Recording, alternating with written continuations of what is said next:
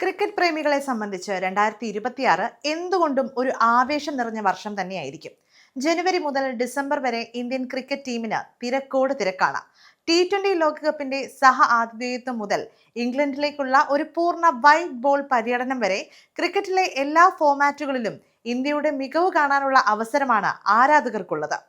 താരലേലത്തിൽ തഴയപ്പെട്ട ചില താരങ്ങളെയും വിരമിച്ച ചില താരങ്ങളെയും മാറ്റി നിർത്തിയാൽ ഇന്ത്യൻ പ്രീമിയർ ലീഗ് 2026 സീസണും ഗംഭീര ശ്രദ്ധയാകർഷിക്കുമെന്ന് നിസ്സംശയം പറയാൻ സാധിക്കും. മലയാളികളുടെ പ്രിയ താരമായ സഞ്ജു സാംസൺ IPL ആദ്യമായി ചെന്നൈക്ക് വേണ്ടി ഇറങ്ങുന്നു എന്ന പ്രത്യേകതയും വരുന്ന സീസണിന് ഉണ്ട്. ചെന്നൈ സൂപ്പർ കിങ്സ് ആരാധകർ വലിയ പ്രതീക്ഷയോടെയാണ് 2026 സീസണിനെ നോക്കിക്കാണുന്നത്. ഏഷ്യൻ ഗെയിംസിലേക്കുള്ള ക്രിക്കറ്റ് തിരിച്ചുവരവും ഇവിടെ എടുത്തു പറയേണ്ടതുണ്ട്. ജപ്പാനിൽ നടക്കാനിരിക്കുന്ന ക്വാഡ്രനിയൽ ഇവന്റിൽ ഇന്ത്യൻ ടീമിന്റെ പങ്കാളിത്തം കൂടുതൽ കൗതുകവും ശ്രദ്ധേയവുമായി മാറും. ഇനി 2026 ടീം ഇന്ത്യയുടെ പൂർണ്ണ ക്രിക്കറ്റ് ഷെഡ്യൂൾ ഒന്ന് പരിശോധിക്കാം. ഇന്ത്യൻ ടീമിനെ സംബന്ധിച്ചിടത്തോളം സ്വന്തം നാട്ടിൽ ന്യൂസിലൻഡിനെതിരായ 8 മത്സരങ്ങളുടെ പരിമിത ഓവർ പരമ്പരയോടെയാണ് ഈ വർഷം ആരംഭിക്കുന്നത്. മാത്രവുമല്ല, T20 ലോകകപ്പിനുള്ള പ്രാഥമിക തയ്യാറെടുപ്പ് എന്ന നിലയിലായിരിക്കും ഈ മത്സരത്തെ ടീമുകൾ കാണുക. അതുകൊണ്ട് തന്നെ മിന്നും പ്രകടനം ഇരു ടീമുകളും കാഴ്ചവെക്കും. ന്യൂസിലൻഡിനെതിരെ ആദ്യം നടക്കുന്നത് ഏകദിന പരമ്പരയാണ്.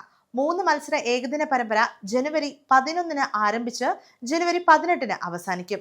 വഡോദര, രാജ്കോട്ട്, ഇൻഡോർ എന്നിവിടങ്ങളിൽ വെച്ചാണ് മത്സരങ്ങൾ നടക്കുന്നത്. ഇതിനുശേഷം ജനുവരി 21 ഇന്ത്യ ന്യൂസിലാൻഡ് T20 പരമ്പര ആരംഭിക്കും. 5 മത്സര T20 പരമ്പരയിൽ ഇന്ത്യയുടെ 2 ഓപ്പണർമാരിൽ ഒരാൾ സഞ്ജു ആയിരിക്കും. ഇത് T20 പരമ്പരയുടെ ആവേശം ഇരട്ടിയാക്കുന്ന ഒരു ഘടകമാണ്. ജനുവരി 21 നാഗ്പൂരിൽ ആരംഭിക്കുന്ന 5 മത്സര T20 പരമ്പര ജനുവരി 31 തിരുവനന്തപുരത്ത് അവസാനിക്കും. സഞ്ജു ആദ്യമായി ഇന്ത്യൻ ജേഴ്സിയിൽ സ്വന്തം നാട്ടിൽ ക്രീസിൽ ഇറങ്ങും എന്ന പ്രത്യേകതയും ഈ പരമ്പരയ്ക്കുണ്ട്. ന്യൂസിലാൻഡിനെതിരായ പരമ്പരയ്ക്ക് ശേഷം ICC പുരുഷ T20 ലോകകപ്പ് ആരംഭിക്കും.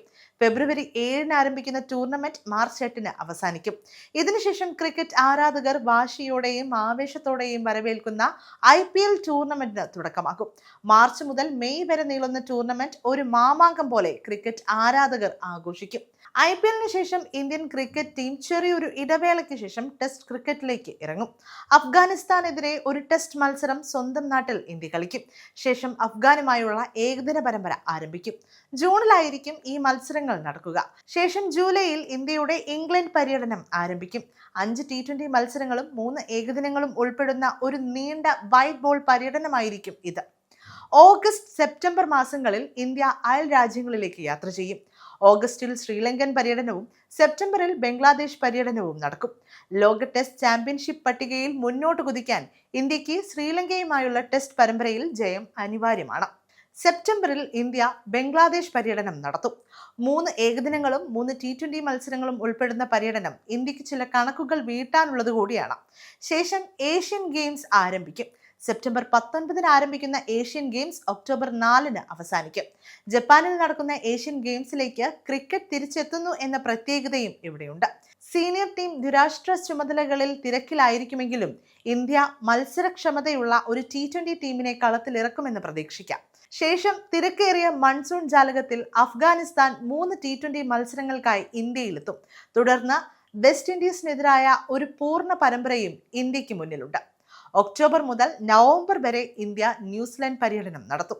2 ടെസ്റ്റുകളും 3 ഏകദിനങ്ങളും 5 T20 മത്സരങ്ങളും ഉൾപ്പെടുന്ന ഒരു പൂർണ്ണ തോതിലുള്ള പര്യടനമായിരിക്കും ഇത്. 2026 വർഷാവസാനമായ ഡിസംബർ മാസത്തിൽ ശ്രീലങ്ക ഇന്ത്യയിലെത്തും.